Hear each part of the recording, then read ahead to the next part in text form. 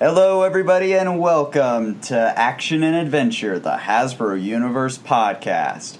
I'm your host, Daniel.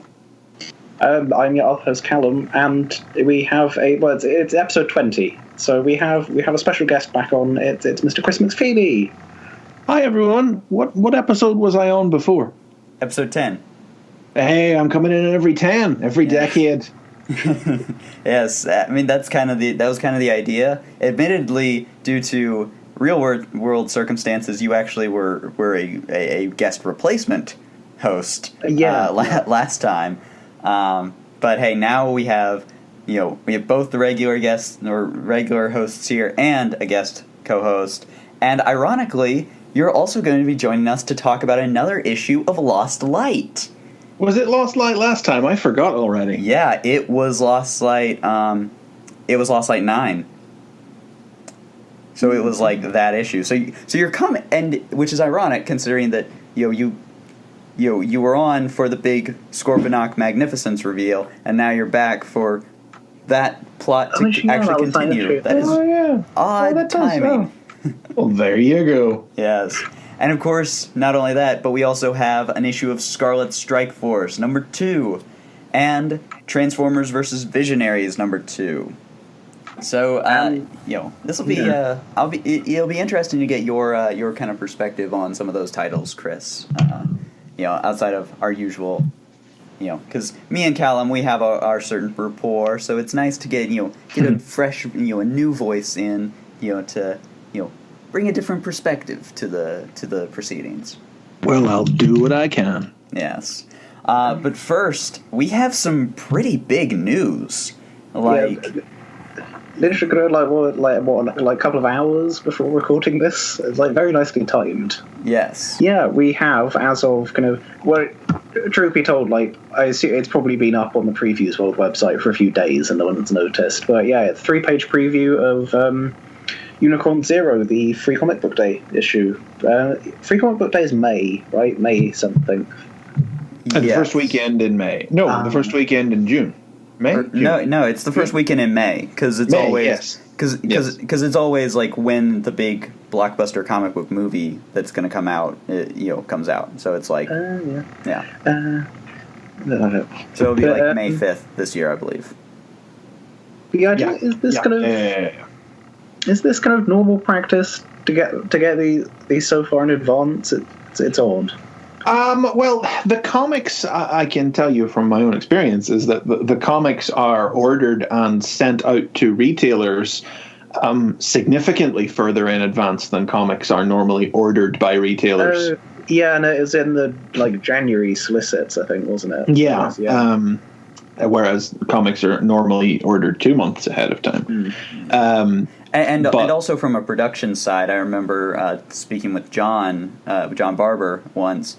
He said that about the Action Man ROM Free Comic Book Day thing, that had to be done a lot sooner than usual. And I think a lot of us latched onto the remark James Roberts made on Twitter some time ago now at this point, that he had jumped ahead to writing Lost Light 19 or 20, was it? For reasons. And I was like, okay, that's some kind of Free Comic Book Day / Unicron / Pack-In / Dark Cybertron / Combiner Wars needs to be done ahead of time story is the reason for that. And that seems to be borne out, I think.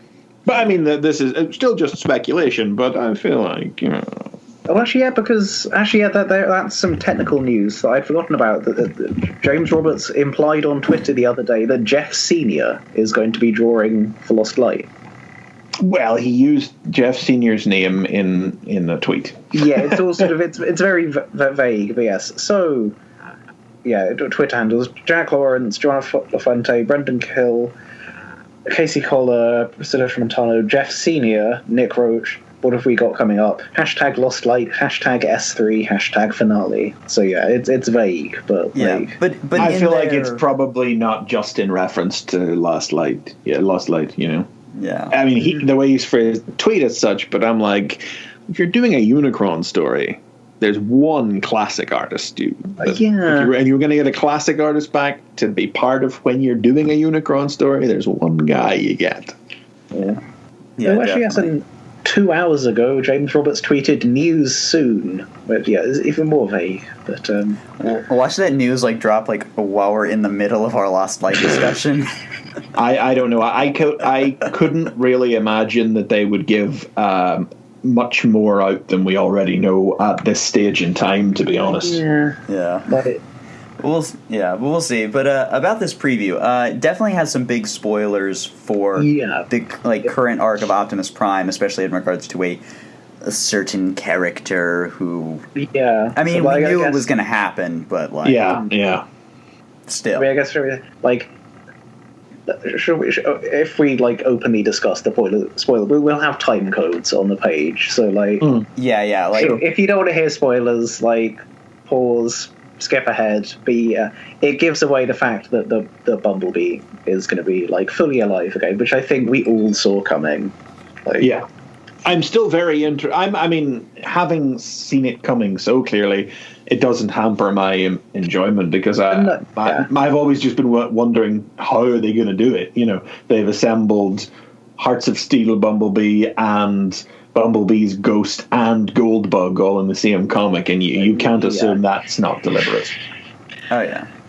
Well, and of course Bumblebee is now in his evergreen design with everyone else, and I do though that he's that's clearly Bumblebee's resurrection is going to be a big deal with the falling, and it's kind of going to lead directly into Unicron. It is, at least that's what it appears like. I know you, Callum, you were tweeting earlier about this. About how, even though we also seem to be building towards a Power of the Primes type crossover with Optimus Primal, this very much seems to be very soon after Bumblebee's resurrection in the Falling. At least assuming that it happens in the Falling, but Power of the Primes is kind of the mystery. Anyway. Yeah, it's hard to see where that fits in with everything else that's going on. In the absence of the sort of vague suggestion that Unicron may be sort of the end of everything, you assume it would come after Unicron, and maybe Optimus Prime really dies or something, and then the Matrix, is up for grabs, and Prime will go to do Prime stuff. But then, if Unicron, as has been sort of vaguely intimated, if it really is the actual finale for this universe, then where's your Power of the Primes go? I don't know, it's weird. Well, I mean, Power of the Primes, we know the cartoon is coming much earlier than might have logically been expected based on the last couple of cartoons. I think they announced it was for May, didn't they? So, I mean, maybe the Falling is the Power of the Primes tie-in. Or maybe there'll just be a Power of the Primes one shot, and instead of doing what they did for Titan's Return, where it's a one shot and then couple two-parters, that's just a single one-shot. I mean, nobody wants what they did for Titan's Return. Just put the story in Optimus Prime. There's no reason at all to have Lost Light be involved in that. And honestly, I mean, if things are going the way they appear to be going, just keep your oar out of Lost Light and just let it do what it needs to do unencumbered. Yeah, but I'm saying there might be a Power of the Primes one shot. Sure, yes.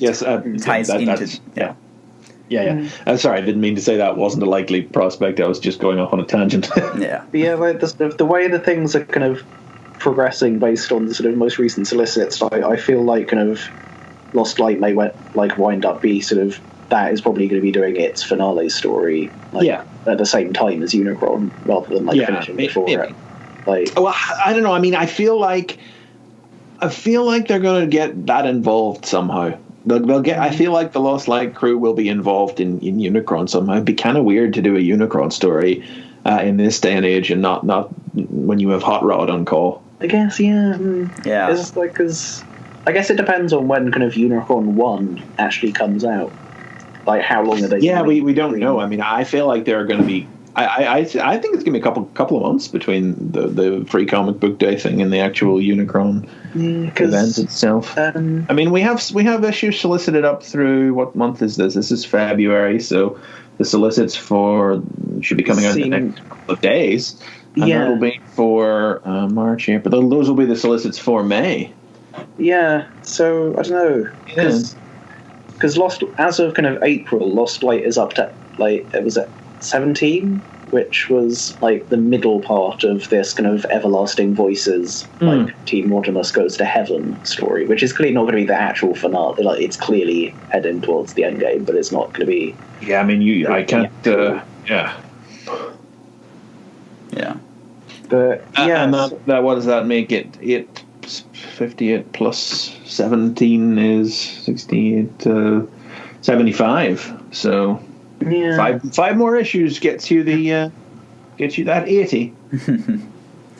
But yeah, so. But as far as like the actual preview goes, for one, so obviously, we did know from the solicit text that the big thing was that Unicron's showing up above Alonia,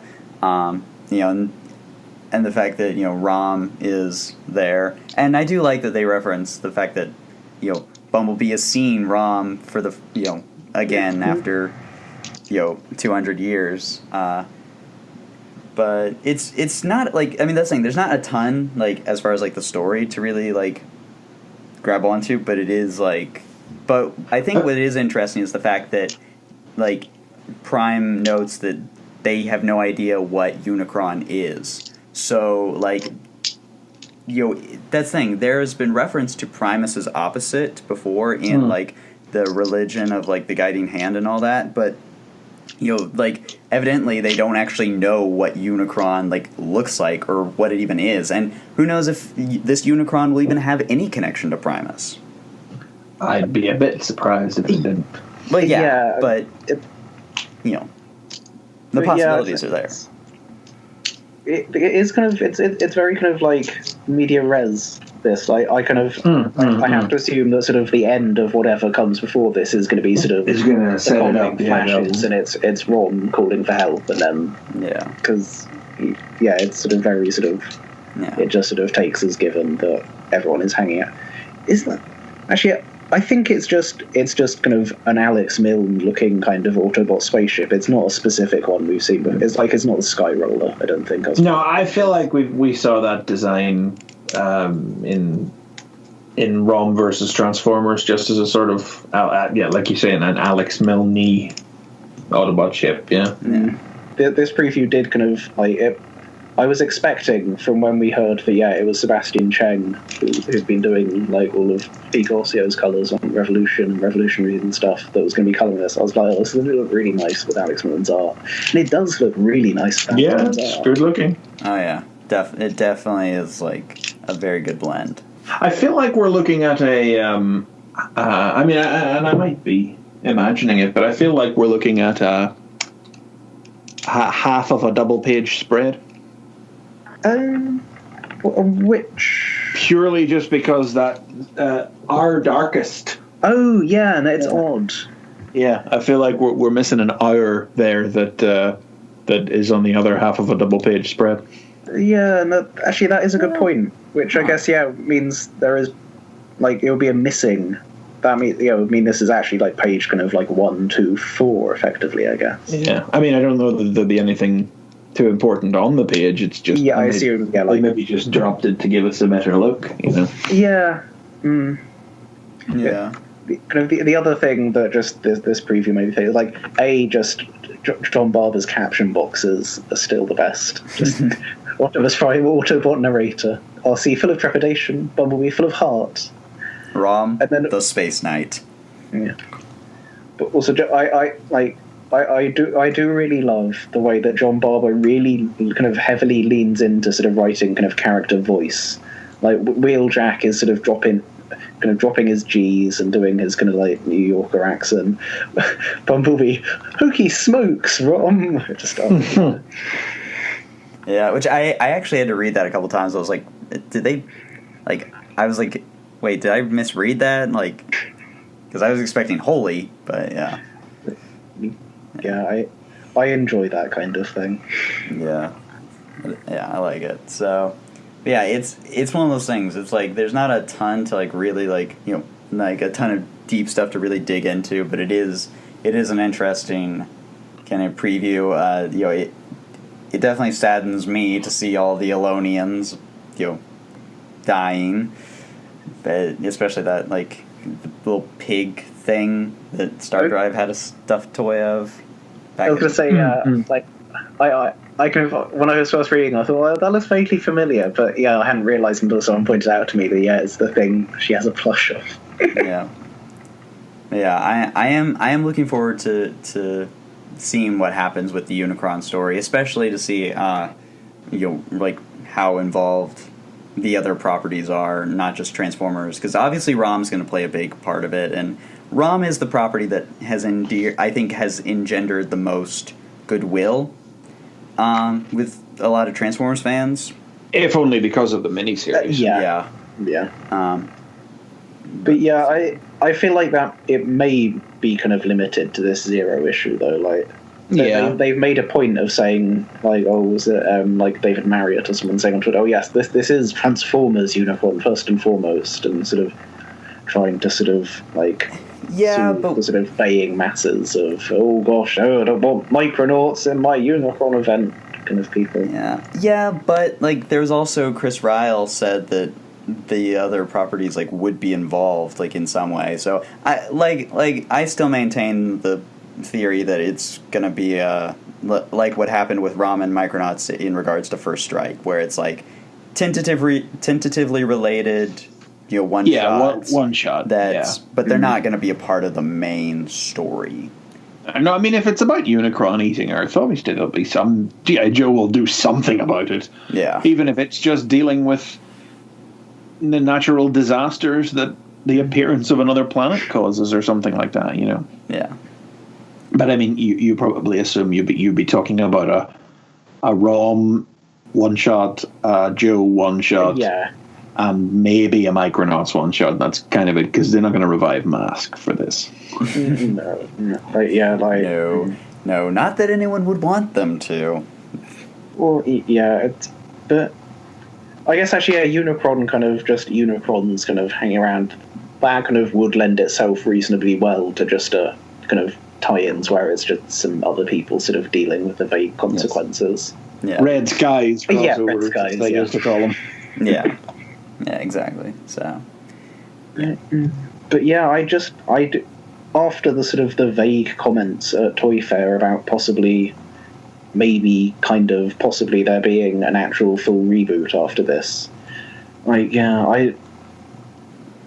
not like, I wouldn't be optimistic about what would come out of it if we did get a full like clean slate reboot, if only because I feel like it would probably end up being as much about Hasbro bringing it in line with their nice sort of new brand vision, evergreen things, as much as it would be about IDW bringing in new readers. There is that, but at the same time, it does. I mean, I agree with you, but it does feel like we had all come to this conclusion quite some time in advance of this, thinking that we're kind of approaching what feels like what needs to be some kind of endpoint to at least phase 2. Yeah. That we are at some point of endpoint. You can see it's getting more prevalent. Audiences are getting itchy for something different. The Hasbro universe was not the difference they wanted, but you can see it happening. And I think the fact that and I don't know where you honestly take the universe after everything that Barbara and Roberts have done. But I was tweeting about this yesterday, so I don't want to repeat myself at length. But you don't want to simply backslide in the name of all the narrative good that they have done over the last couple of years. You don't want to simply backslide things back into the war. But also, how far can you take peace, but not really? Yeah. The politicking has tended circular, with just one character being swapped out for the antagonistic role for the other, essentially. And with the big underlying ideas like the primes and everything coming to a head, and the Lost Lights quest reaching its end, I genuinely, I mean, obviously it's not my job to figure it out. I'm not paid for it, but I don't know where you go next with it. And I do wonder, and I have been wondering for some time, if some kind of fresh start isn't the way to go. And I don't know that there is the potential to lose a lot of the good. And that's the thing. I mean, I have always believed that what IDW's Transformers comics have become, they're comics for right now, if you know what I mean. They are part of a wave of content that is spreading through the larger comics industry, and the wave will rise and crash, and the landscape will be changed for the better. But they can't and won't continue to be so outwardly socio-political. If you know what I mean. The things will get simpler again. It's not what Transformers is. If you know what I mean. Like, it blew our minds that this is the place that Transformers went 6 years ago, and we're absolutely now in a better place for it. But there's as much of a hunger for the familiar as there is for the new. Yeah. But no, I kind of hope that it doesn't end up being just all those aligned character models having sort of very straightforward sort of Transformer fights. No, I mean, nobody wants that. I mean, obviously, any kind of reboot, first of all, has to have female Transformers on even footing there from the very start. They're absolute morons if they don't do that. Straight up, that was one of the dumbest moves of IDW out of the gate. So that has to happen. Again, they are shooting themselves in the foot, and if they don't keep the best premises of IDW, conjuncts endure, same-sex partnerships. These things all need to stay. We don't need that, and I'm going to quote Vangelis here because it's the simplest way of saying it. But as he tweeted last night, we don't want diversity to become a case of, hey, remember IDW? We need the things that they have done to stay, but the current world that the comics have, I don't think it can continue to exist in that form, in this peace but not really socio-political form. And I'm not really including Lost Light when I talk about that, to be honest, because it is still off doing what it's always done, telling the big story that it's always been telling from the very start. But Optimus Prime and Till All Are One, the landscape that they have is the landscape I'm talking about. When I say I don't know how you can have that going forward. Yeah, in perpetuity. Yeah, no, I definitely understand what you're saying there, Chris. I mean, I certainly would love to, I want to see this universe continue. Is the big thing. I don't want, really a full reboot to happen. I would much prefer, a soft reboot, though, if anything. I'm kind of, I've made my peace, I think, with the fact that it could come to the end. And I think it's going to be 12 years. It's kind of comes to it, has kind of earned its happy ending almost. Yeah. No, if it can end on its own terms and the stories can be ended properly, there's a lot to be said for a proper ending that allows the world to reach an end. It's not something Transformers gets very often at all. At best, even the most satisfying endings in Transformers tend to be open ones. I've referred to something like the end of Prime, for instance. You look back at all the various cartoons that there have been, where the endings to, say, the Unicron trilogies have been Megatron dies. What's next? Megatron dies, and we all have to move on. Or the ending of the G1 cartoon, which doesn't really has a very open ending. The Decepticons are still out there. Beast Wars leads directly into Beast Machines. Beast Machines is a good example of something like Prime that manages to actually have an ending for its story. But don't never underestimate an ending. Yeah. And Transformers comics rarely get this the ability to do this.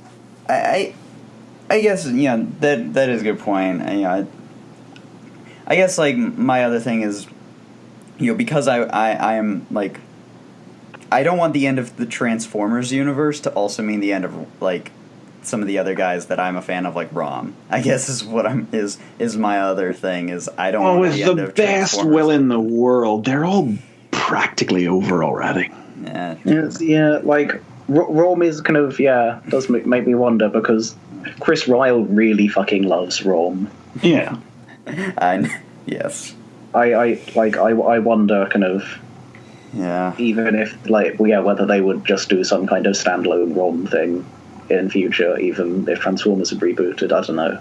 Yeah. But I think I've made my peace with the notion that this universe might end. But I just kind of hope that whatever comes next isn't just as sort of, isn't as sort of like evergreen and sort of vanilla kind of G1 as sort of all the stuff that's been coming out of Toy Fair, basically. Yeah, it's a real concern, I mean, even the last big overhaul of the Transformers premise, I'm referring to the aligned continuity when I say that, and Transformers Prime in particular as the primary expression of it in media at the time, didn't have like a mission statement the way that all the preceding years of Transformers, like animated on the Unicron trilogy and the other big reinventions of the preceding decade had. Prime was just Transformers, but it was just Transformers, but for the now. There was no overarching new concept. Autobots as superheroes on Earth, a la Teen Titans. Autobots searching for the Cyberplanet keys, Minicons, Energon, whatever. There was no hook. It was just Transformers, and we haven't truly had a new series with a hook like that in a while. Since then, really, Closest. I mean, but to be fair, actually, yes, Rescue Bots does. And to be fair to Cyberverse, as unenthusiastic as I kind of am about Cyberverse, it does have a hook. I will give it that. Kind of like I'm hoping that just sort of those initial toy waves of Cyberverse have given sort of a skewed impression of it, and that it will end up being kind of more like diverse in terms of characters and stuff than it kind of currently looks right now. We'll have to see. Yeah. But this is not a podcast about Transformers cartoons, so or toys. I mean, really, at the end of the day. So if there's nothing more really to say about Unicron, I guess we can move on to talking about the comics. By all means. Alrighty. So first up, let's talk Scarlet Strike Force number 2. Possibly my favorite issue that of any of the comics we're going to talk about this week. I love this book. I really do. It's been a lot of fun. I feel like this. I think we all agreed. I seem to remember talking about it the last time I was on. I don't remember, but I think we all agreed there were some pacing problems with G.I. Joe Volume 5. Yeah.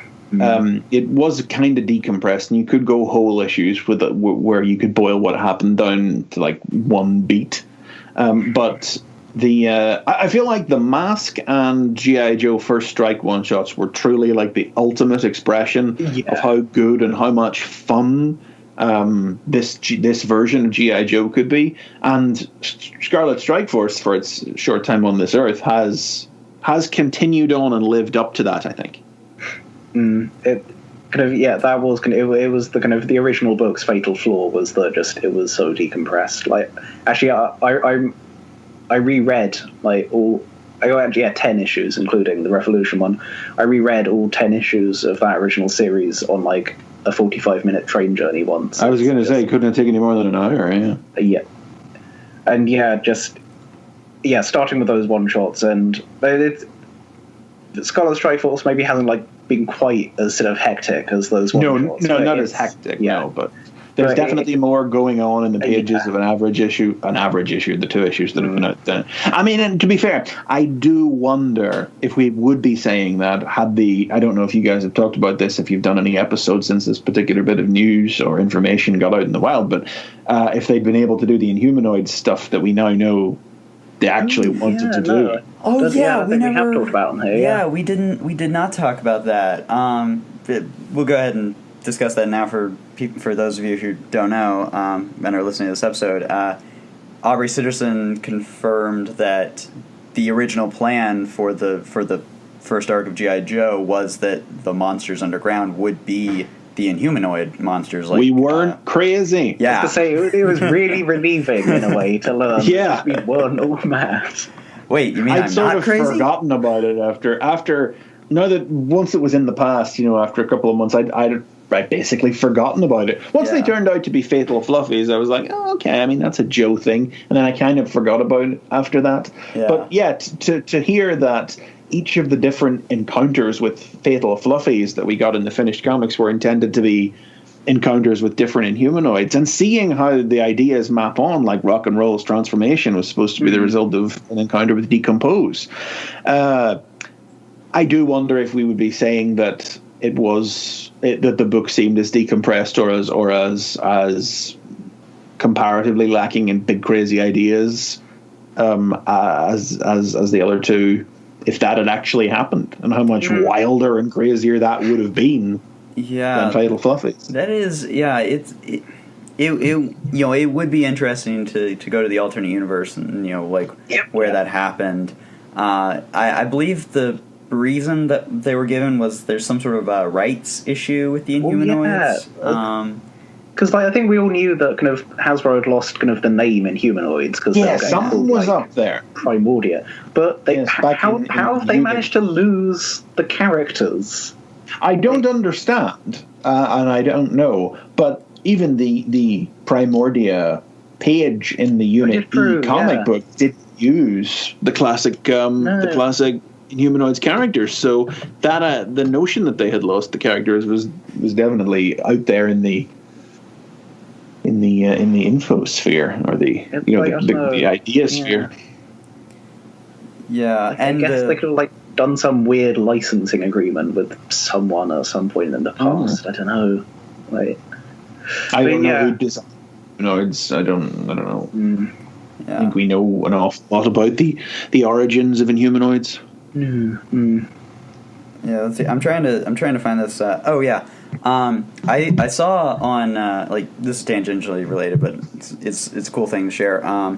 Apparently, Ron Joseph of the Revolutionaries had done some sketches and some design work for a pitch for Inhumanoids with Chad Bowers, one of the writers of X-Men '92 and the current Youngblood series. Mm-hmm. Which is actually not a bad series. No judgment. But he did some concept work, and he recently posted it.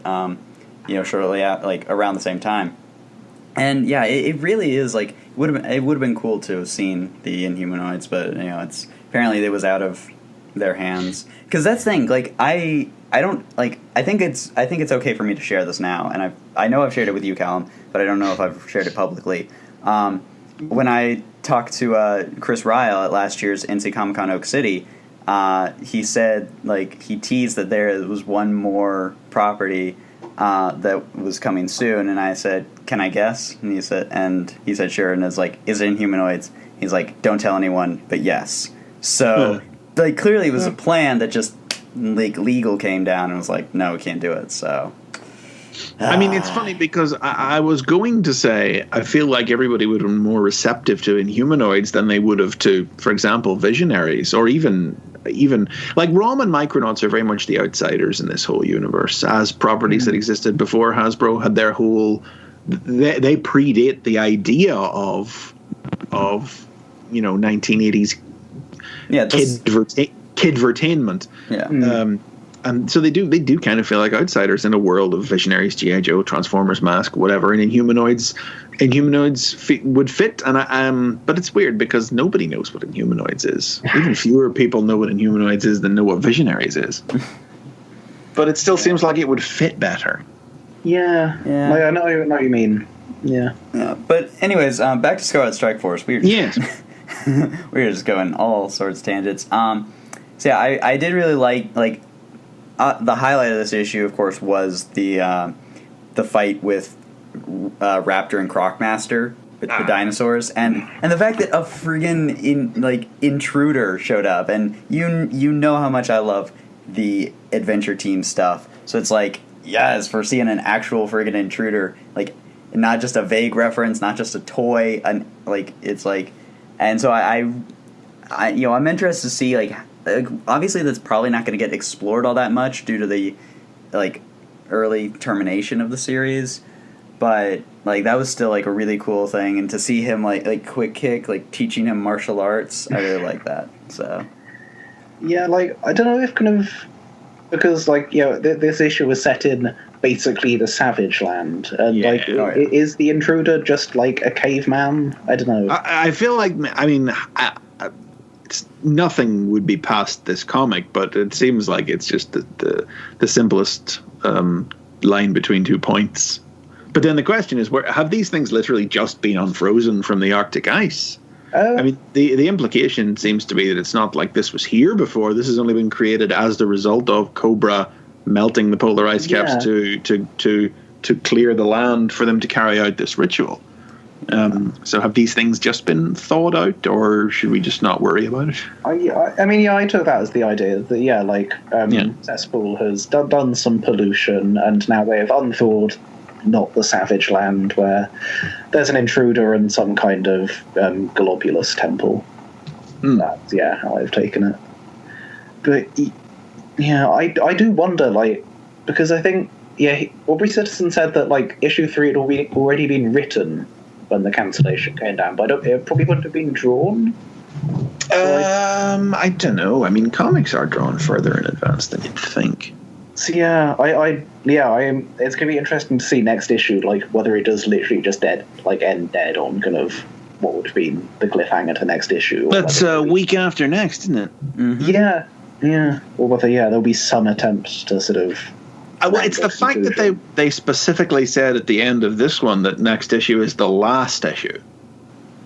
It does make me wonder. I mean, even if it's just something like the fall of G.I. Joe number 8, where it's like, I mean that was written. No, that was that the cancellation came down while Travis was still in the middle of writing that, wasn't it?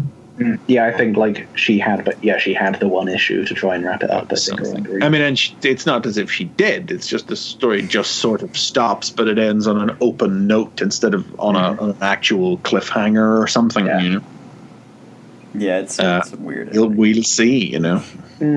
Yeah. I mean, I would say if there is an alteration to the ending of this one, it probably won't have been done by Citizen. Yeah, I know. I noticed that. They've solicited the trade paperback for this, and it is kind of. They did. There's a trade paperback. It's the 2 first. The first strike issues. The 5. So you couldn't put out a trade if there was no sense of ending. But then again, this is the company that's putting out 3 alternating, unconnected chapters of Combiner Wars in a trade. So who knows? Yeah. Yeah, we talked about that all like for a good chunk last episode. So yeah. But yeah, like. Well, not long to find out. Yeah, we'll see. But that's the thing. It's just fun, honestly. I mean, that's the thing that I love about Scarlet Strike Force is it's just like such fun comics, and it's like so. I'm loving the art as well. Kind of I'd been a bit kind of glum when we first found out that Nelson Daniel wasn't coloring his own stuff like he had in Clue, but Ryan Hill. It does look really gorgeous. This book. Oh yeah. Yeah, I mean the thing sorry, go ahead. Well, I was just gonna say, I would have liked to have seen Daniel color his own art, but like Ryan definitely is not the two work together very well. So. The thing that gets me about this book is that you couldn't do it with any other book. You know, imagine if after Unicron, this is what they decided to do with Transformers. You know, there'd be riots in the streets. I'm not saying it wouldn't be fun, but, I mean, the G.I. Joe books never sold and were cancelled 5 minutes after being launched for the few years before they decided to try this over again. And this is kind of a well, why not? But the sheer disregard that this treats everything that came before it with would not be tolerated with any other comic, you know. And frankly, I think we only really tolerate it because we only went back and looked at and read G.I. Joe after the fact. Yeah. Yeah. Well, and that's the thing. And I mean, say what you will about about the Citizen run. It's the most fun G.I. Joe stuff I've seen in possibly ever. You know, I would say so. Yeah. Yeah, I mean, especially compared to like a lot of the previous IDW comics. I mean, there's some good stuff.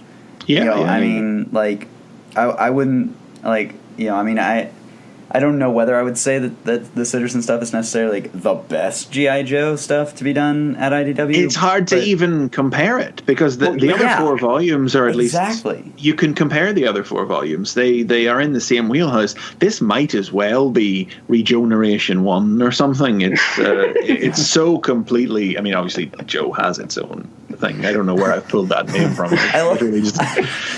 But it is so divorced.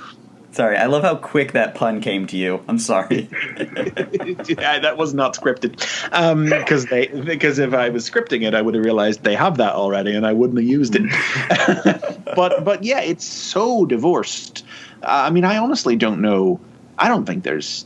I certainly get the impression Citizen hasn't read any of the previous stuff.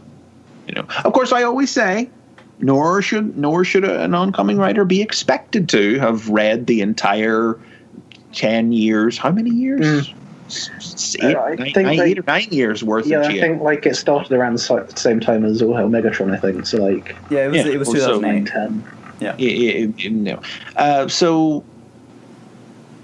But still, I mean, and this issue is a perfect example of it with Crocmaster and Raptor. Yeah, and it's so much fun that I don't care. But for people who do care, I have no problem or no difficulty in understanding why this book would frustrate many and wouldn't appeal to such a large crowd of very traditional G.I. Joe fans, especially ones who have come up on the IDW stuff from the start. Like, kind of, the art as well, kind of. Basically it's all the every level, every element of the production. Yeah, basically, like all the previous IDW Joe stuff is kind of. Yeah. It's kind of very stock, kind of realistic. Greens, greys, and browns. Yeah. Whereas, kind of, I don't know, like, what's his name? Who did some of the like Van Lente issues? That was a bit stylized. But by and large, kind of all the kind of IDW Joe artists. Oh, actually, no. What's his name? Who did all the Cobra stuff? That's kind of stylized. But it was stylized, but not in not quite the action cartoon. It was stylized further in an action movie sort of way. Yeah. Yeah. I mean, But this was real. Like, kind of this series has done for sort of like Joe Comics what kind of like overall kind of, and they actually kind of what kind of like overall kind of the past few years of Transformers stuff has done in kind of opening up kind of how a Transformers comic can like go back kind of like 10 years and you would never expect kind of a Transformer comic to look like kind of like a Prips issue. Absolutely. Like you'd never have someone like kind of sort of vaguely cute Transformers art like that. Yeah. That's true. That is very true. But we can have that. I mean, and to be fair, it took a year or 3 of More Than Meets the Eye and Robots in Disguise before we could even get to that. It was a gradual drip feed, and then even then we were still blown away by how much of a breath of fresh air More Than Meets the Eye and Robots in Disguise were from day one. And it still took a few years of that before we could have a book. Yeah, like you say, a Priscilla book or a Sarah book. Yeah.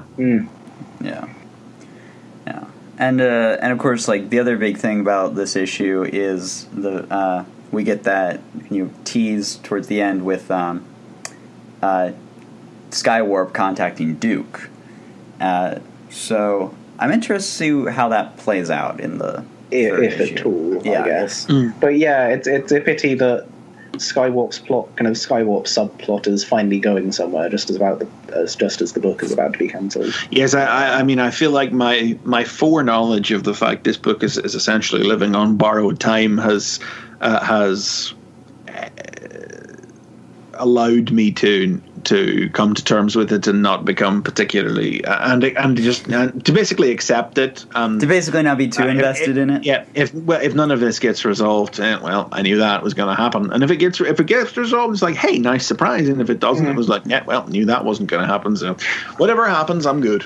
You know, if it weren't for the fact that Transformers is in its very weird spot, I would almost expect Barber or someone to pick up like some of these like threads. At least the Skywarp one. Yeah, actually, that's a fair point. In that, like, if we see like if Scarlett and the gang poke their heads into Unicron, like, I would not be surprised if Barber like drops in some dialogue to sort of vaguely tidy up wherever Skywarp's going. Yeah. So Scarlet Strike Force. It's a good book. Yeah. It's so good, and it's so sad that it got cancelled. It's a lot of fun, but it's definitely not for everyone. Yeah. There's it's doing a very specific thing. Yes.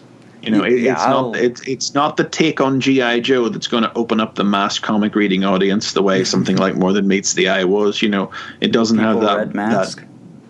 The mass comic reading audience. Oh, I thought you said mask. There is no mask comic reading audience. No, it's not the More Than Meets the Eye of Transformers. Even though, you know, I mean, there are certain similarities. You know, the flippancy, the really off the wall qualities of the book are, you know, they're comparable. But it's not the thing that's going to make the rest of the comic reading public at large sit up and take notice the way More Than Meets the Eye was. It's doing something very specific for an audience that really wants something different out of G.I. Joe. And, you know, different is something they needed to try with G.I. Joe because what they'd been doing wasn't working. Yeah. And this worked for as long as it lasted. Yeah, because... No, actually, because, I was just thinking of it, because the Real American Hero book is, like... They've been making a big deal out of like there's female Snake Eyes now or something. They're really pushing. Dawn Moreno is the character's name. They've really been pushing her, like even in like outside of just the G.I. Joe book, but like in press junket and all that. So Shades Adrift. Yeah. Shades Adrift. Yeah. Alrighty. Well, let's move on to the next book, another second issue, Transformers versus Visionaries, #2. Now, fill me in before we get stuck in here, guys. What was you guys' takeaway from the first issue of this series? Okay, there was some hesitancy there. Yeah. Okay, a good issue marred by really terrible editorial decisions. That's the best way to put it. Yeah, I would agree with that. Yeah, it was. Generally on various levels of production, it was an entertaining enough story, well told, and well drawn. But yeah, just if it hadn't ended the way it ended, it would have been better. And if it had ended the way it ended, but hadn't had that weird tutorial afterwards, it still wouldn't have been as bad as it wound up being because of that. Like, that actually made it worse. Yeah.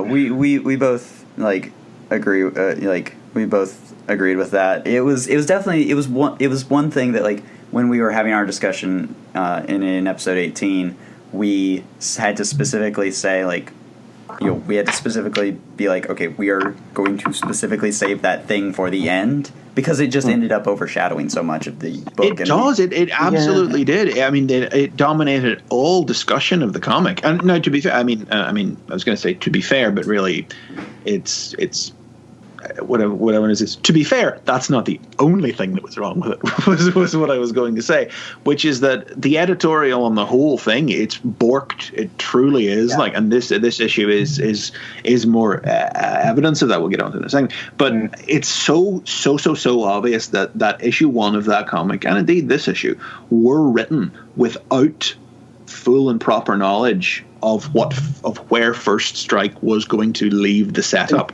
And given that First Strike blew out its own ass setting Visionaries up, to then not actually have Visionaries manage to follow up the setup that First Strike ruined itself forcing in, and I grant we could be a small circle of people who actually care enough about that to be annoyed about it, because I feel like a lot of people weren't on board with First Strike anyway. But then it's like even the people that were on board with First Strike, like us, were pissed at the end of First Strike. Yeah, no. I mean, it definitely, like, the ending of First Strike was a colossal, like, just waste of a book that I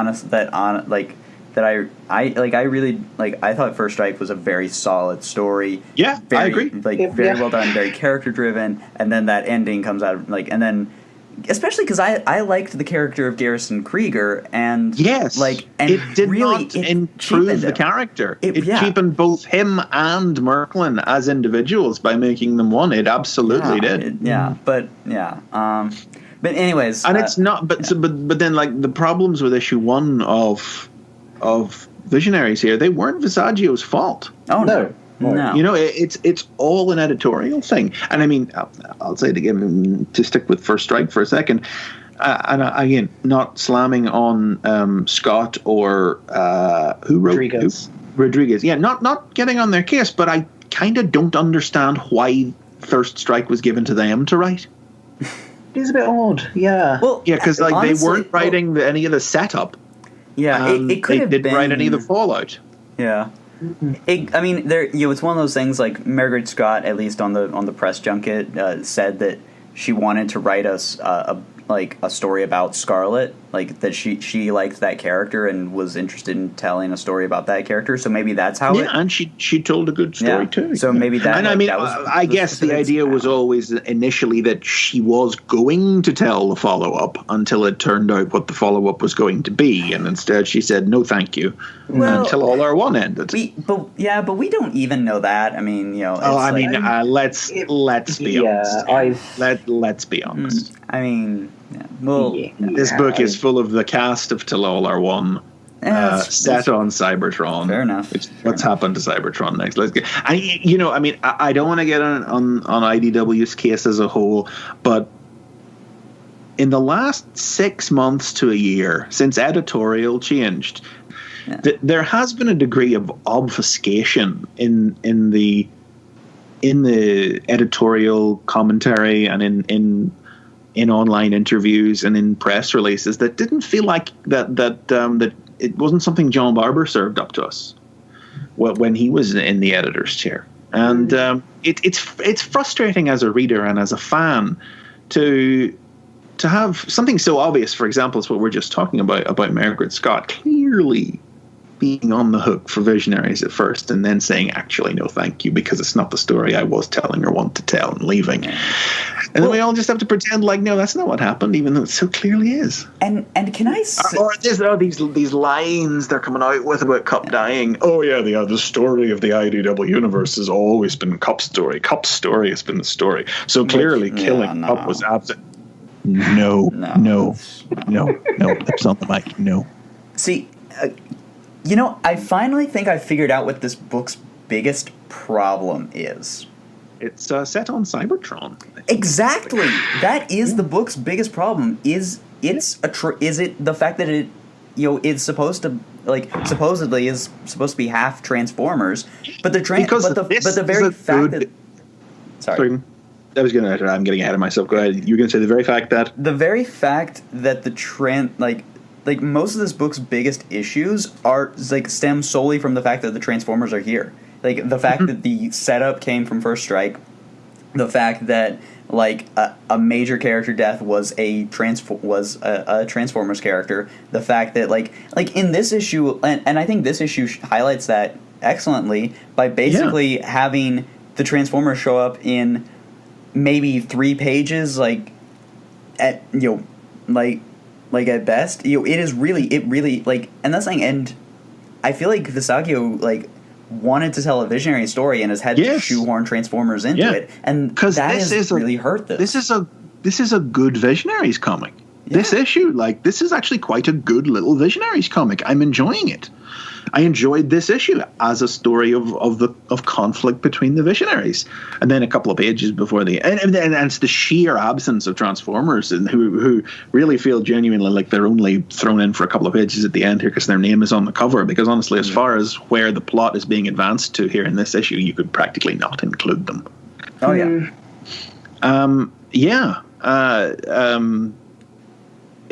The thing that bugs me so much is that all the flaws that are in this are in they absolutely validate every preemptively negative thing every naysaying fan ever said about not just this comic but the entire Hasbro universe.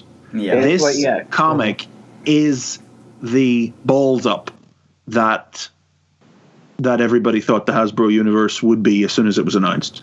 It took a while to get here, you know. I mean, I genuinely have had a lot of affection for the stuff that's come before it. This one is the one where it was like, yes, this is what everyone feared, and this is what every smug naysayer said it would be. Yeah, it is. It's like kind of even after Revolution came out, you would see people like on message boards talking about, having G.I. Joe like beat the Transformers up to show how good they are. That doesn't actually happen in Revolution. No. But in Visionaries, it does in this. It did. It absolutely did. It was a case of we have killed Cup to make the Visionaries a tangible threat. And it's annoying because it 100% perfectly organically grows out of everything Revolutionaries and First Strike have set up about magic and the talisman within the IDW universe. Yes, we knew magic was lethal to Transformers. So the idea that a Visionary could kill Cup makes sense, is logical. It follows on logically from everything that's been set up. But it's still just... It's the how. It's the how. And punctuated by the editorial voice and the editorial commentary surrounding the issue. That it makes it so clear that, yes, they literally just killed Cup to make the Visionaries a threat. Yeah. And, I mean, say what you will, Chris, but like the fact that they did say like they did say this was that even in the book they said this was an editorial idea. I at least appreciated that them being upfront in that regard, because it's like, yes, they're not throwing Visaggio under the bus essentially, which is I guess I can give them credit for that. Yeah, but no, it's like I'm with you. It's like, but then you get these little fictions where it's like, oh, someone said we should kill Cup, and everybody around the table gasped and applauded. You know? Yeah, no, that I don't. It's the editorial equivalent of the Down with Cis bus. It's it's such a fake narrative to really try and sell an idea that nobody is convinced by. Yeah. It really was it really blows my mind that like last issue had 3 editors on it, and this one has 2. You know, some things happened editorially. Even like we knew Barber left like over a year ago at this point, and we knew that, and that happened. But like some things changed again that they haven't clearly publicly announced on the editorial level, because Carlos Guzman isn't credited as the editor on the last month's worth of Transformers books either. Yeah. Something's happened here, and the effect has been instantaneously detectable on the books. Yeah, the impression I've kind of gotten is almost as if kind of, because it is around, it's kind of, the end of First Strike was the big, like, wait, what kind of moment. It's almost like, because they had that big kind of, like, writer's retreat thing where they kind of planned out Revolution and what came afterwards, and it's almost like kind of, they had sort of Revolution and about the year afterwards kind of hashed out, and then sort of First Strike was kind of the first thing that was kind of from scratch almost with the new editorial team. It bugs you so much because we all figured that they were gonna set up Visionaries at the end of First Strike, just not like that. Oh yeah. No, I mean, like the way that the thing that like me and Callum said like that, like we expected like the talisman to send out like some sort of signal or something, and the Visionaries to like teleport in, even whenever on the final pages of as I was reading it, even after Kirkland had already shown up and spoiled the comic, even in that epilogue as Cybertron was shooting off the beam, I was like, so this will be the Visionaries. I didn't expect to turn the page and then see Unicron as well. But no. Well, And the fact, and as you say, talking about the Visionaries teleporting in, like we still, the idea. Oh, we still don't know. There are many things that frustrate me about the editorial and storytelling and narrative gap between First Strike and this. But one with a bullet is that we still don't know where these people effing came from. Yeah. Well, and the fact that in this issue, on Earth, can you do a refugee crisis story without ever showing the refugees arrive? How can you do that? Yeah, and that's the thing, and especially because like in this issue, they're shown, the Darkling Lords are shown attacking the shield that Merklin put up. Merklin established. It was not a Transformer creation to keep Prismosians in. It was Merklin's creation to keep Transformers out. Yeah, I will almost forgive that one. I mean, that is way down the list next to we didn't see how these invading aliens invaded. That's down there. Pardon me, language. But it's symptomatic of the same. Yes, issue. absolutely. It's all within the broader sphere of the fact that the editorial on this is borked. Yeah, because we didn't see in last issue, did we? Last issue for the Visionary, we just saw kind of the Visionaries hang around. But yeah, in this issue we have. In this issue we have kind of crowds of thousands of like. Ironhide and Cub did drive by civilians last issue. Oh, did they? There were okay. Last issue. Yeah. But just sort of seeing the sort of gigantic crowds like on the balcony in this, how did several thousand people end up in this underground? Like they didn't arrive on a spaceship. It seems pretty clear. No, I mean they or did they? Because if this series is being written from the perspective that the Transformers are keeping them locked in, the idea that they could have just turned up on a spaceship and then been shuttled into the friggin' concentration camp underneath the ground. Yeah, true. It's entirely plausible. I mean, notionally what we would want would be the idea that they teleported in with new Prismos. But I did not read First Strike as a chunk of Prismos being teleported in from somewhere. I read it as, and I believe it was written as, Merklin reshaping a portion of Cybertron into the Prismos that he remembers, recreating Prismos. And he says in First Strike, my Visionaries will soon rise, not my Visionaries are over there. Yeah. Well, and sorry guys, I'm getting a bit flustered about this, but it really does piss me. It really pisses me off, and it pisses me off that it pisses me off because it is otherwise quite a good issue of the comic. Yeah. And actually, they've not even been clear because if these are all, if this is like a chunk of the population of Prismos, wasn't Prismos destroyed? Where have they been? I mean, where have they been since Prismos was destroyed? Because Darkstorm died. Yeah. Yeah, Darkstorm died as that's the thing, and they do need to just, I feel like, have Leoric sit down and just exposit this to Ironhide or something. Kick next issue off with Leoric giving a few pages of flashback to say this is what happened. And to be fair, I could see that happen. I'm saying to be fair a lot. I could see that happening before the miniseries is over. Even though I know if it did happen, it would only be like an emergency continuity patch job by the writer, writing it in after the first issue or two had already been released and all these problems were then apparent. Oh, actually, because I tell you what, because the Fico Ossio cover for this issue, it shows the city and it shows it as like a lump of rock with like pipes sticking out. Yeah, it does. So has this been written with the intent that this is literally a chunk of the planet that was like floating in space, maybe? I mean, maybe, but that would be another case of it wouldn't match with First Strike. No, it would not at all. Anyway, this isn't really issue 2 specific stuff. This is me just getting the chance to join in with what you guys have already said about the series as a whole. One thing specific to this issue that I found weird is why are all the Spectral Knights blue now? That's weird. That didn't jump out at me as weird. To be honest with you, it seems deliberate. I mean, I don't know. Why would you make them less distinguishable? I'd say it's very deliberate, especially considering the fact that we've already gotten the preview for issue 3, which features Feral and Cryotech. Which all in blue, I mean, but the thing, the big one is Witterquick.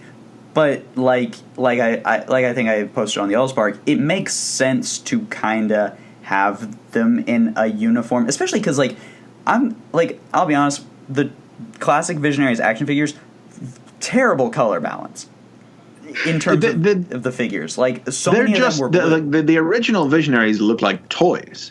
These Visionaries look like they actually belong to two castes, two Brotherhoods of Knights. Yeah, because they wear the same colors. Yeah, well, and that's the thing. And so like even classic wise, so many of the Spectral Knights wore blue. Yeah, and the Visionaries had like crimson and navy. The Darkling Lords had crimson and navy. Yeah, so it makes it's not a sense big step to like unify them. I will say though that it's like that at first it threw me off because it's like because Witterquick has red. And granted, maybe this was also an intentional thing because, like, he's a super speed guy with red. And the original, to me,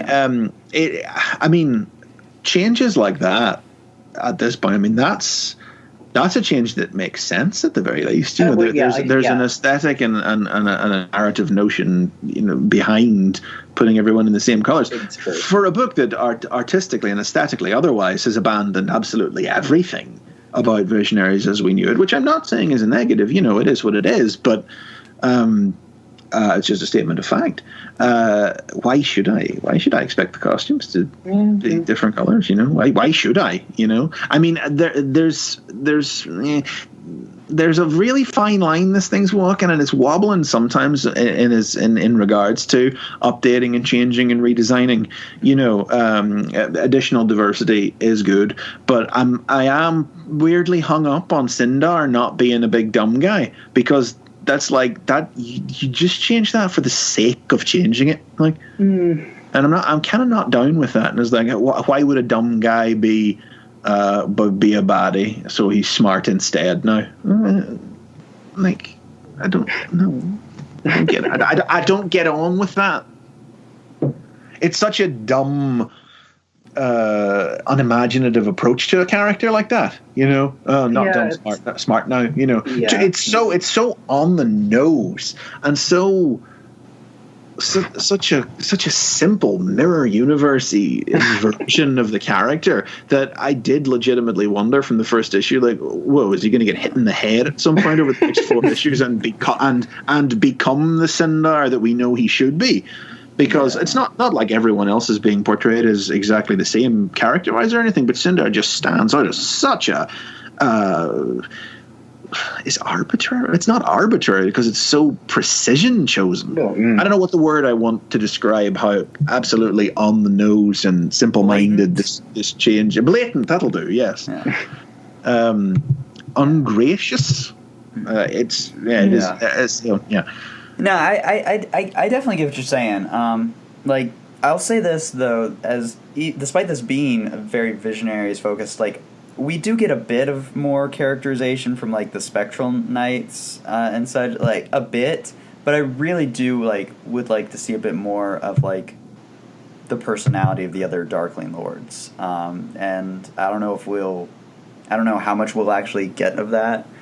But I will say, I do like this take on, I haven't watched, like, I think I've maybe watched part of the first episode of the classic Visionaries cartoon, and I've skimmed some of the Star comics, but it's like I really do like the character, like Leoric.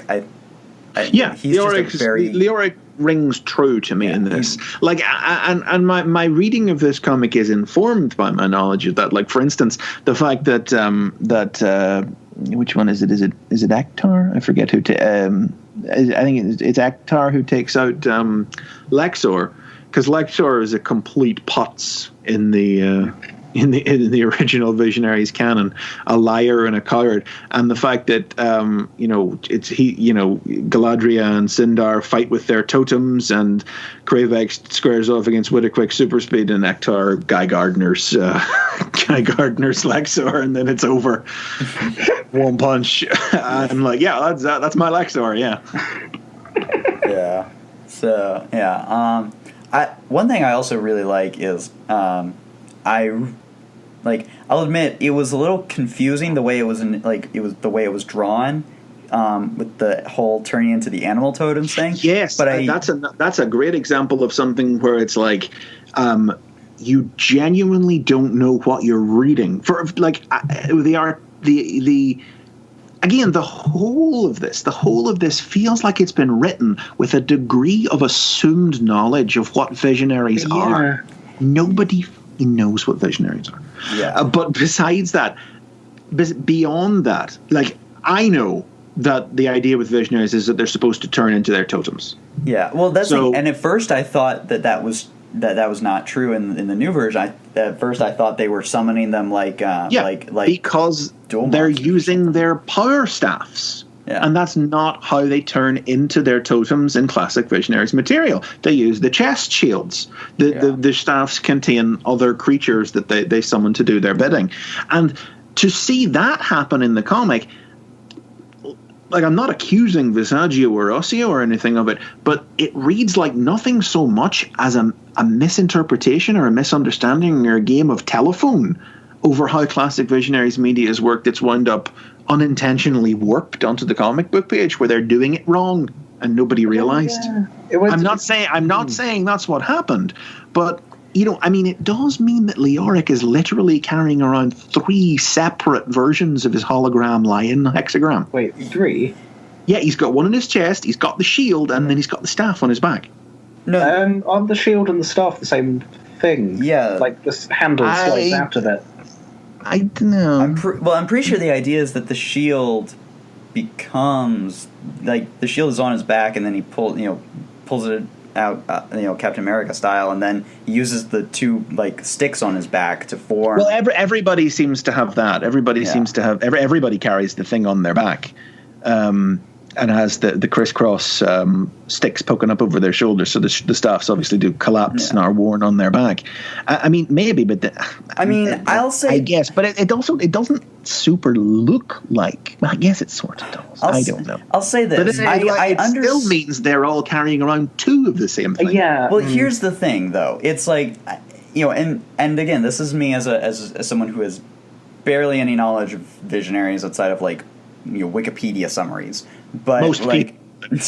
Yeah, but like that's the thing. It's like I completely understand why Visaggio would want to like streamline, and I think she talked about this in the Moonbase in a recent Moonbase 2 podcast. I haven't gotten around to listening to it yet, but I've seen what other people said. It's like I totally get the idea to like streamline the powers. And that makes absolute 100% sense. Like take the power staff creatures away and just simplify their totem powers down to the one thing. But then in that case, take the staffs away and have it be the chest emblems. Yeah, well, and that's the thing. And at first, I thought that they were summoning the animal totems. Like duel monsters. Yeah, from their staffs. But then it's like then we see it like Leoric like turn into the thing. But it's only when he turns back that we actually get to understand properly that he was the animal at all. That was a little confusing, I'll admit.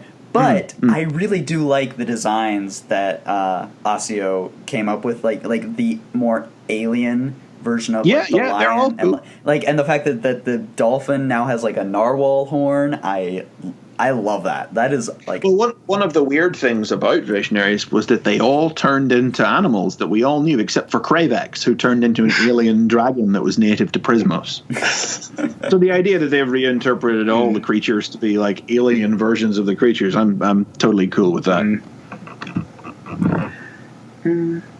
But no, I absolutely, I got thrown by the thing with the stars, because like, oh, okay, they're coming out the staffs, they're just like a thing they're summoning, but then that art going back it happens regardless of whether you have that Visionaries knowledge or not. I mean, I understand I'm approaching it from the angle of why are you doing that? That's different. You're doing something different to achieve. You're conflating 2 things in the wrong direction, but also the story and I feel like that one is more on Osseo. That seems like that is an Osseo, like the visual storytelling does not convey until Leoric turns back that they are turning into their animals. And that's on his end. Yeah. But if he wasn't being scripted to have them use the staffs, it wouldn't so much be. It's an old one, and I feel like I feel like we're getting hung up on this point because the point that we're making otherwise is that as a visionary story in and of itself, this is quite an entertaining issue. But this is one notable when it's their primary power that the visual storytelling has failed to convey it so seriously. That's a star off the rating.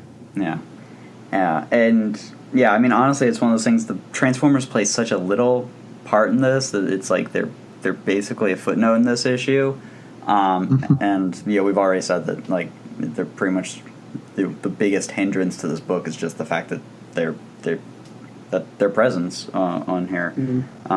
But I feel like this second issue kind of needed to be kind of an issue that was entirely about the Visionaries, because the first one was kind of set up, and then this is like, okay, here is Visionaries doing Visionary things. Yeah, right? Definitely. I wish that, and it's literally, I mean, part of it is also, it sort of spins out of the fact that it's on Cybertron, and we know the Transformers, we love the Transformers, that's primarily what we're here for, but I cannot in any way credit Viralina's actions in this.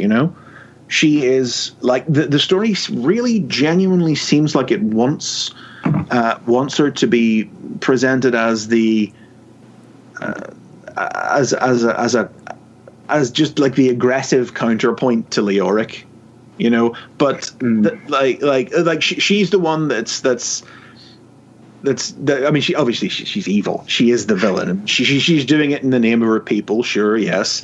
So she's got that going on. I suppose it's not. Let me rephrase. It's not actually Viralina that I have the problem with. Is that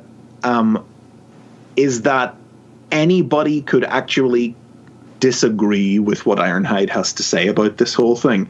Like whenever they try to have the sit down earlier, and Leoric realizes they're in the wrong, and the fact that the comic even wants me to credit Viralina with being with the idea that she would even be allowed a seat at the table in a situation where, as Ironhide says, they literally staged a failed invasion of Cybertron. They deserve nothing. They deserve absolutely nothing. Yeah, the idea that this is presented as a refugee crisis thing, whenever it was in fact a failed invasion. I can't get with it. Like the bigger idea of wanting to do like a kind of a refugees on Cybertron thing, I'm cool with that. That's an interesting way to approach the story. But again, the setup has failed it because none of Viralina's points are in any way rational or reasonable. Yeah, I will agree with you there. Actually, I've seen a lot. Like I've seen people like who like who have said like that they like Viralina, and I'm like, she's just such. I don't know. It's not her fault as a character. It's what the story. Yeah. It's a feeling of the nature of the setup of the story. I'm finding it very hard to articulate this. The character herself is a fairly well written, like the needs of the many. Well, it's not even the needs of the many situation, because it's the needs of my group versus the needs of mine versus the needs of yours. She's doing it because she genuinely wants to do it in the name of her people. She is a villain who genuinely wants to do this for her people. And that's good. That's a good kind of villain. That's not mustache twirling. That's a good, solid motivation. But they staged a failed invasion. Like there's no diplomatic discussion to be had here where maybe you get to have your points heard when you've just done that.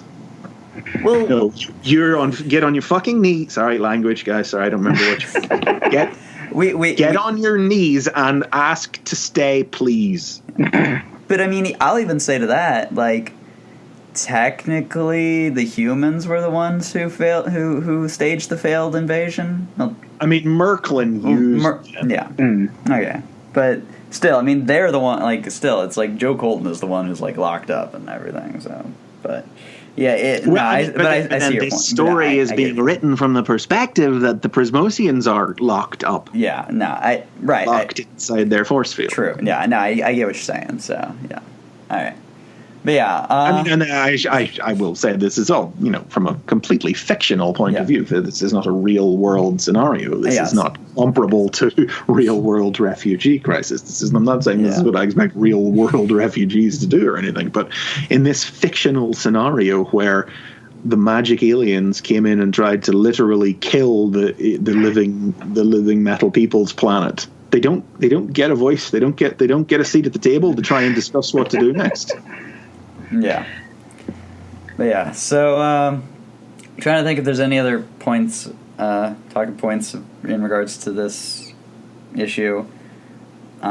It's a series so far where there's genuinely good points that are overall just being grossly overshadowed by the editorial movements behind the comic.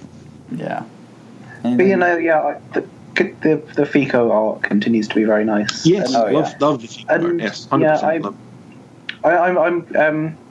I'm more pleased with the colouring than I was expecting as well. Like, I was a bit sad when this got kind of we first learned this wasn't going to be coloured by Sebastian Cheng, but kind of it's David Garcia Cruz, isn't it? And works nicely. He's doing it as well. Like, FICO is still not great at the robots.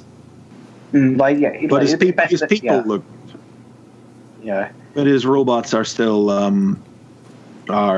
you wouldn't put him on a Transformers series. He's improved. He's improved since the start from where he was from Revolutionaries, absolutely. But he's not a Transformers artist. Not everybody is. It's not a crime. There's many Transformers artists are not people artists. Mm. Although that's actually not nearly as true today as it used to be. Yeah. So Transformers vs. Visionaries, number 2. See what happens next, I guess. Yes. Yeah. Decent next chapter of the story, and we'll see what happens in issue 3. When I'm sitting reading it and I'm able to divorce it from everything going on around it, I found I genuinely did quite enjoy it as a comic, but as I sit here and I have to be analytical and talk about it in the broader scheme of things, it's hard to remain too positive. Yeah. All right, so that brings us to the last issue that we will talk about for this week. Lost Light number 14. I want to get you guys' thoughts on this first, before I launch into my thoughts. So, Callum, what did you think of this issue? Yeah, no, I quite liked this issue. It's like I've been on this show. I've been kind of down on quite a few bits of Lost Light. I didn't like how the Mutineers trilogy kind of ended without really changing anything much. I really disliked the Troja Major arc just for its bizarre handling of the Skids subplot. But I mean, the way I always say about these things is I just assume that it's not over then. Yeah. I went into reading the comic assuming it was supposed to be a denouement, but I live in this perpetual state of granting it the benefit of the doubt where I assume that, well, I guess it's not then. There is, because there's always just enough left. Yeah. That it's like, why take the time to specifically highlight the fact you weren't going back for his brain if there isn't another part to this story? Why is Skids' foot on the cover of issue 16? But I quite like this issue. Yeah, yes. It's kind of nice kind of myth arc stuff going on. Like, I am not as down on the Scavengers as some people are. Like, the Scavengers are just, they're fine, if you ask me. I feel the Scavengers have been done there was great potential for it to go sideways, but our exposure to them has been so carefully limited that they don't ever outstay their welcome. If you had a Scavengers ongoing series, you would get sick of them. You couldn't have a Scavengers ongoing. You would. You absolutely couldn't. But you would barely be able to do a mini-series. But some of the stuff with Grimlock has been sort of weird if you kind of think too hard about it. But I thought this issue was quite nice. Like, we kind of because actually I forget when does the artist change happen? When they jump to Coherence. Oh yes, it is, isn't it? But yeah, sort of nice turnout from from both artists. It's nice. It's not like, well, will IDW give like Brendan Cahill like a mini series or something for his own? He's only ever done fill-in, hasn't he? As I always say, yes, I do always say it. I was making sure I was thinking about the writers, but I always say every new piece of work I say from Brendan Cahill is better than the previous piece of work I saw from him. He's a guy who's on a constant evolution. Yeah. So yeah, kind of. Yeah, no, I like this issue. Kind of, it's nice that we're finally getting some kind of like we're getting some movement on the kind of the overplot, the myth arc stuff, and all those poor people who were just completely blindsided by Scorponok not even being labelled as Scorponok, turning up at the end of 9, get to like find out who Scorponok is. It honestly never occurred to me at the time, but yeah, I realised it after the fact.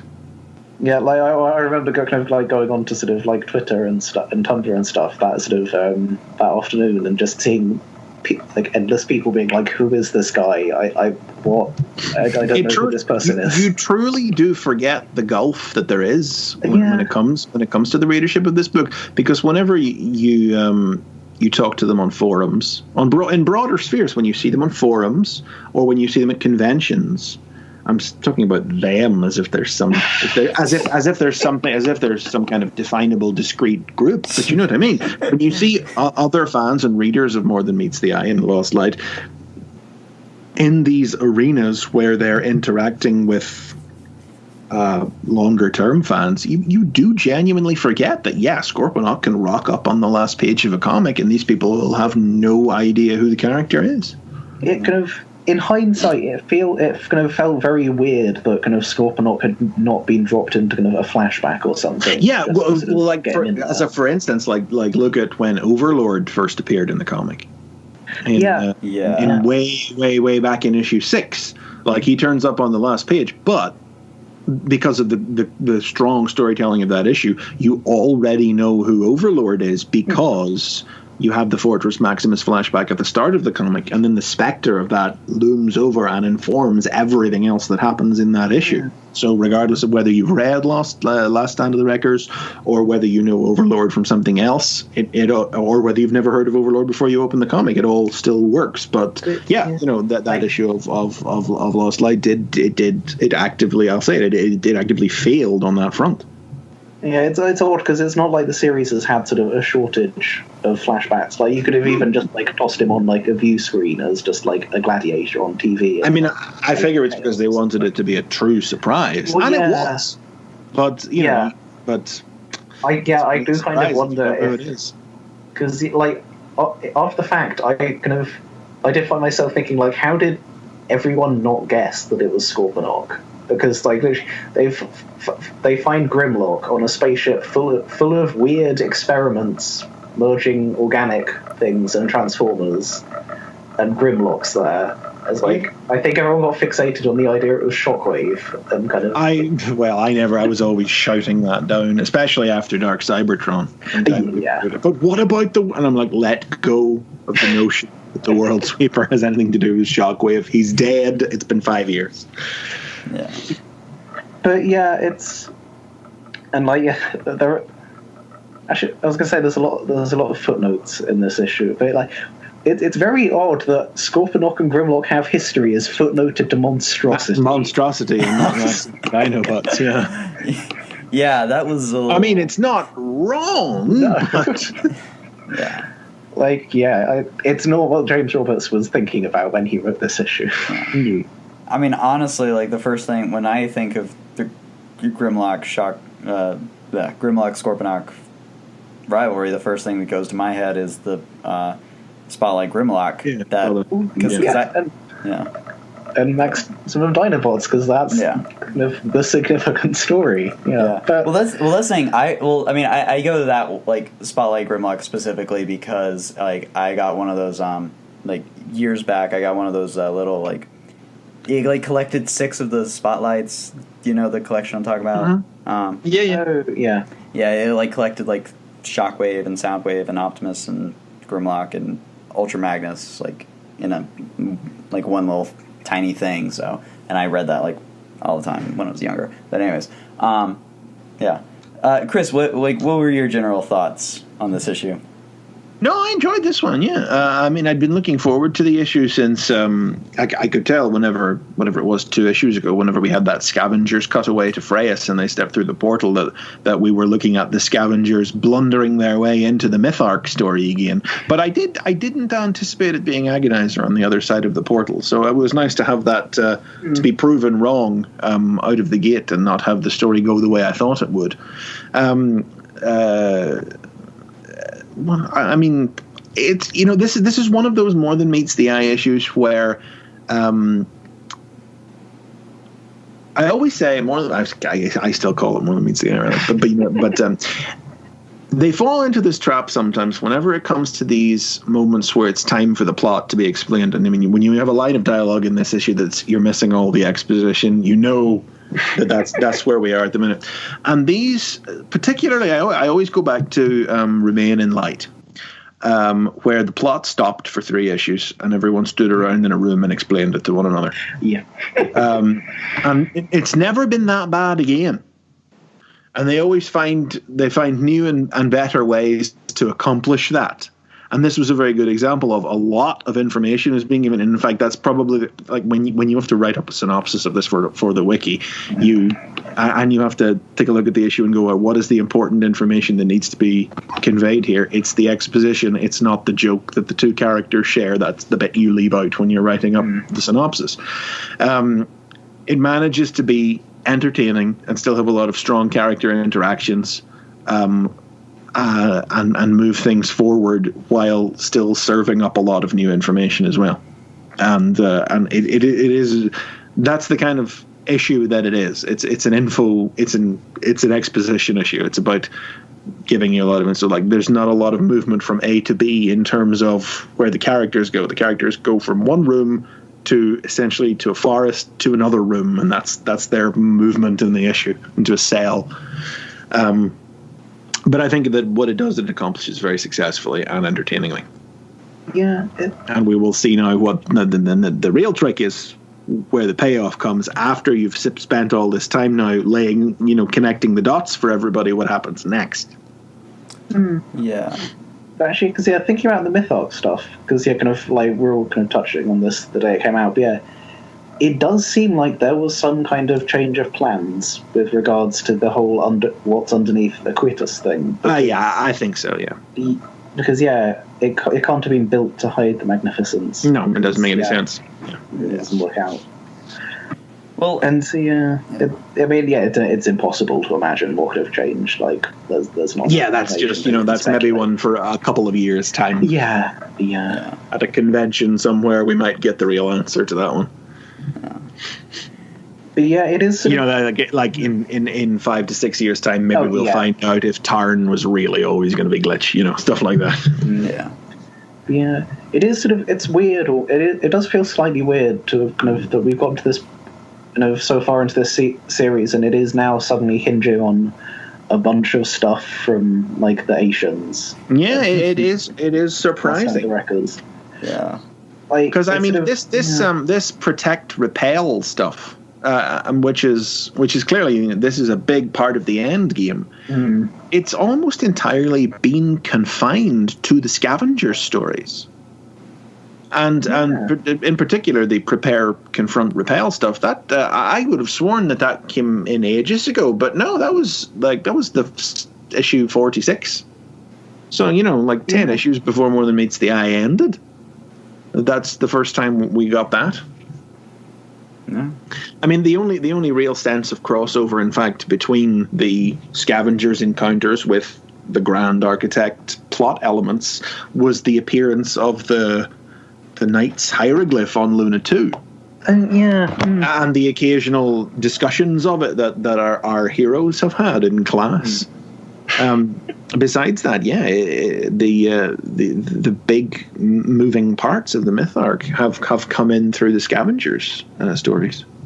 But it's going to be interesting to see sort of how all this stuff kind of does come back together with like the actual sort of main cast of the book.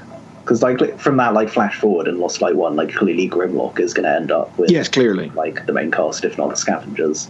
I mean, we have the way this story ends, and we like that's a whole discussion that could be had about this series and fake outs. But for a fake out to be a fake out, I think you have to believe it was ever real. Yeah. You know, it's like when an issue of Spider-Man ends and Spidey's died, your response is, well, no, he hasn't. So the question is, what's really happened? Yeah. That's what the next part of the story is about. This is what that was to me. There is a difference between that and blowing Rung's head open and then saying Rodimus said some words at a service for him, and then it only turning out the next issue that he was grand. There's a difference. They're different kinds of fake outs. This isn't this. They are different storytelling devices. They are different. But whenever you use the former as often as this book has, or in fact just outright killed, the distinction becomes so blurred that you do see as many people being fed up with it as you do. I mean, I saw lots of people sort of genuinely believing that, the Scavengers are dead now. I mean, that's the case of what the hell's wrong with you? Do you read a book? Like, yeah, that's something I saw a lot of people like, especially when the previews came out, responding to our Twitter page, like, oh yeah, the Scavengers are alive. It's like, okay. I mean, the Scavengers actually dying would have meant that, like, the entire solicit for the next issue was just, like, a made-up lie, which, I mean that's happened. Not in this series, but I remember whenever Bart Allen, when Bart Allen, Impulse, Kid Flash, was filling in for Barry Allen, he died, and they solicited, like, 2 or 3 fake issues to hide the fact he died. Mm-hmm. So it's not. I mean, I'm outside the realm of possibility, but I didn't believe it for a second. I feel like James Roberts' approach to, like, not putting spoilers in the solicits is just to be sort of nonsensically vague. Oh yes, I mean those have progressed to a joke at this point. Oh yeah. As far as I'll be honest, like when this issue was coming out, like, I mean, and you know, Callum, I was like, I was not looking forward to this issue. Like, between the Mutineers arc and the fact that I am not a Scavengers fan at all. I do not like the Scavengers, like, at all. But no, it's like I actually read this issue and found myself being like, oh wow, this is, like, actually not a bad issue. It's like I really only care about the Grimlock and Scorponok stuff, like, and I do not care about, like, Nickel and the Scavengers and all that, and would have much preferred. I mean, I don't care about Nickel. Yeah. Like, she has that little panel where she sees them all clustered together and she thinks about the DJD and she's sad. I'm supposed to be sorry for that, bitch. I ain't. Yeah. So, but it's like, actually, like, I actually did find myself really enjoying this issue, especially the stuff in regards to the Magnificence and, like, the like, exploration of that, especially because it's like it was such a, like, barely used thing to the point where it disappeared. I believe, as Chris, as you said in episode 10, it was always rubbish. Oh, it was complete rubbish. But no, it was, and so like, it's the conceit behind it was fine, and if they could have gone maybe somewhere further with, like, I don't for a second imagine that when Furman invented it, his plan for it was to have it do what it did in Revelation, because Revelation was obviously a vastly truncated story anyway that was warped into being like 4 separate spotlights. I mean, Revelation, it's amazing Revelation accomplished as much as it did. It was so compromised. So I can't ever imagine that his intention for introducing the Magnificence was to end the story by asking a Dear Magnificence, Magic 8 Ball, how do we end the story? And having it literally just tell them what to do.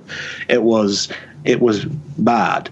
But we've heard Furman said that the idea was always going to be that there was a price for using its power. That was his, I don't know if that's where this will go, but that was his version for it. And that's good. That would have made it meaningful. There would have been something behind it. Yeah. But this is interesting too. The idea that it now won't necessarily answer a question if it doesn't feel like it. Yeah, well, and the fact that there's this theory and Cyber, like that it is a night of Cybertron, that which whether or not that'll actually be the case, we'll see, but it is something interesting, and I do look forward to seeing what happens in the follow up in the next part of this story, especially the fact that Grimlock, the ending with Grimlock and him being able to, evidently, have full speech again. So. Yeah, I mean, I wonder. I don't know what to make of that at all. I mean, the impression you immediately get is that if they are alive and they are using him as a distraction, are they somehow controlling him or speaking through him? I don't know. But he's got to get. I mean, and this is when you get to the problem with what they've been doing with Grimlock in the end. Is that I have. Whenever the original story happened back in when CI 45 and 46, I had some trouble understanding. I did have to really stop and think and listen to what people were saying to understand the way that they were perceiving the story and the problems that they had with it. But I've always, both before taking that into account and after opening up my mind to it, my position was still always was. Your mental health analogy is fundamentally broken because they're robots. You can just fix them, and that is eventually, sooner or later, that's what's going to happen. He's just going to get fixed because he's a robot, and I don't know if that's what's happened or not. I mean, if he did just get fixed, like if Spinister got in there and fixed him or something.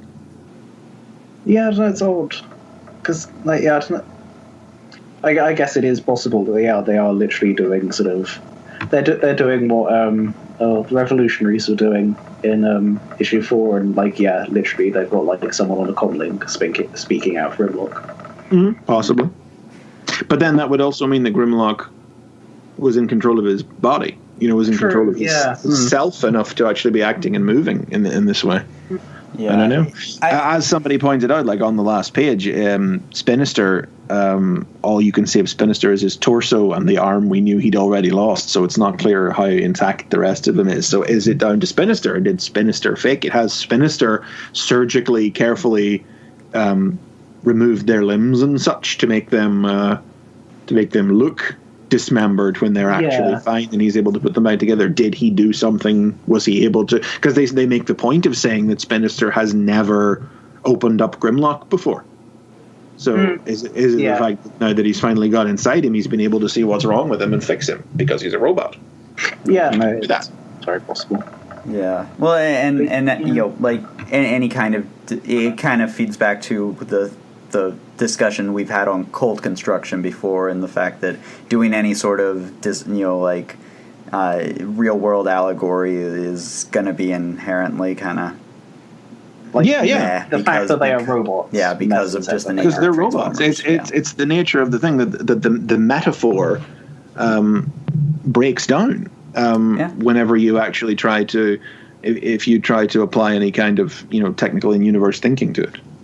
Yeah, and I'm not saying that that's not a reason to not try and do the metaphor, but in the case of something like code construction, but there is, it was never anything. It was never anything more than a fantastic racism metaphor. It was never a one-for-one metaphor for people. Yeah, but the fact is that there are layers to any sort of discussion about that. That people can either be on. I don't feel like there's necessarily a one is right, one is wrong. No, sure. I mean, I try to listen. I try to listen and see what people. No, I totally take their opinions on board, but. Yeah, I'm intrigued. I'm just married to canon sometimes. It's just I'm intrigued by the solicit for the next issue because it kind of vaguely implies a sort of kill switch-esque scenario. Yes, are they prepared to become the only Decepticons? Yeah. And we have this talk in this issue as well about how the Infinites are. Oh no, sorry, that's not in this issue. That's in the preview for the next issue. I'm getting mixed up. Where Scorponok talks about how the Infinites are only a distraction. And they're not even his end game. So I don't know. Yeah. So it'll be interesting to see. I mean, that's the thing. It's like this is like, you know, I was like, especially after last issue of Lost Light, which I was just bored with. It's like the fact that a friggin' Scavengers issue has actually managed to like really get my interest like going again in this book. You know, is I think that's that's noteworthy. You know, especially considering my opinion of the Scavengers. So it's when we see I mean, More Than Meets the Eye was always good at being at the clockwork of plotting. Yeah, you know. And that, I mean, I think we would largely agree. I think that that sort of peaked with Elegant Chaos, because the year that followed Elegant Chaos was the year of personality ticks and one episode and swerth and drop offs. And, you know, and a lot of little things that happened in those stories wound up coming back and being important later on, but. It didn't feel like it didn't feel like there was any clockwork to it, that the next step was feeding into the next, that everything was precision engineering. Like a bunch of stuff happened one after the other, and then in the final part of the finale 6 months after that, it was like, oh hey, remember, you know. Whereas this is like a case of all the things that have happened to the Scavengers previously in every issue that they've appeared in before. It turns out this fed into that, and that was part of that, and this has come together into this. So we know, you know, this is the kind of myth arc plotting that this series has always been good at, and this is another good example of it. Yeah, actually, because I guess we haven't really talked. About the opening flashback is like, I was not. I wasn't expecting that when the sort of. I mean, I got to tell you, whenever I saw Shockwave, my reaction was, "Oh God, no! Please don't tell me he actually was responsible for the world sweeper. I've been telling people to get over it for 5 years." It's going to be so bad. Thankfully, he wasn't. But yeah, no, I'm still not entirely sure what this issue thought it was doing with Bludgeon and Monstrous Defense. I mean, even the whole idea of Shockwave's foreknowledge, which is vague here. Like, I think a lot of people didn't get that the idea is his hand-picked crew has specifically been hand-picked because they are all DJD list targets, so that he can hand them over to the DJD, because he knows that the DJD are going to turn up, which is because Shockwave has some degree of future knowledge. But if you think about it for any length of time, it doesn't make any sense, because he just visited LV-117, which means he only saw things in different time periods on the planet LV-117. He didn't gain some grander knowledge about the specific things that were going to happen elsewhere in the universe to him, unless the idea is supposed to be that he bumped. I mean, I don't think this is the idea. This is me no prizing it. But if, like, while he was there, he bumped on his journey through time into Bludgeon while he was on his journey through time when he was on the planet, and Bludgeon was able to tell him, oh, hey, remember that time? And Shockwave, set that up. But yeah, so don't think about it. But this is there's a great vagueness. Yeah, hangs over what this prologue really thought it was precisely doing with Shockwave and Bludgeon and Monstructor, and within the greater framework of the Dark Cybertron plot. Yeah, because I think I remember reading, which fortunately no More Than Meets the Eye and Lost Light readers care about. Yeah. So it doesn't harm from that aspect. We're from nerds like you and me who are really hung up on that, and we're really invested in Shockwave's Dark Cybertron plot. It's like, hey, what exactly? Yeah, what? Yeah, because I'm sure I remember reading on it, I think Nick Roach saying on Twitter a while ago that his intent with that bit where Shockwave in Last Stand of the Wreckers, where Shockwave says, "Oh yes, handpicked crew, such and such." Apparently, his intent was always that was Bludgeon and Monstructor to explain that one All Hail Megatron coder, except that doesn't make sense because you set that scene. Then, because that happened during the Surge, and the scene was set a year after. So, and this seems to be forging ahead with the intent of, I guess, from Lost Stand Records. Roberts did say on Twitter that he compared notes with Barber, so I don't know. Yeah, it's I don't know. The only way it works is if either Bludgeon didn't actually escape here, and he just like met up with Shockwave. I think that's simple enough. You can just explain it. It's a really weird way of writing the scene. If the intention is that Bludgeon didn't escape with him, because they literally just left the system. So the idea that Bludgeon went off somewhere else, only to then he's right there. We just left literally 5 minutes ago, and you've just complained that you let him go on his way, except he didn't because he's right there. You know? Yeah, but I'm sure I was thinking about it. I think like the only other way like it would mechanically work would be if just sort of after Syndromica 2, just Bludgeon and like Jaxus and co ended up in the past and just like hung around for ages and like poked their heads in here, but that doesn't make a lot of sense. No, because I mean they left LV 117 in the relative present. So yeah, it is very much don't think too hard about it. Don't think too much about it. But yeah, I don't know if I don't know. Is there anything else? Anything left to comment on? I think we covered most of it. I'm interested to see like, where the second issue of this story goes. Yes, I mean it could all go horribly wrong. I mean we could have another Visionaries trilogy, but I did enjoy this issue despite the fact that and maybe it was just the fact that I didn't expect to enjoy this issue, that the bar was already like set low for me, but we'll see what happens next time. I guess actually because the issue after next issue is the first part of the like Everlasting Voices thing. So presume, I don't know. Is there going to be some kind of checking in with Rodimus and the gang in next issue? Next issue, I don't know, because I don't think so.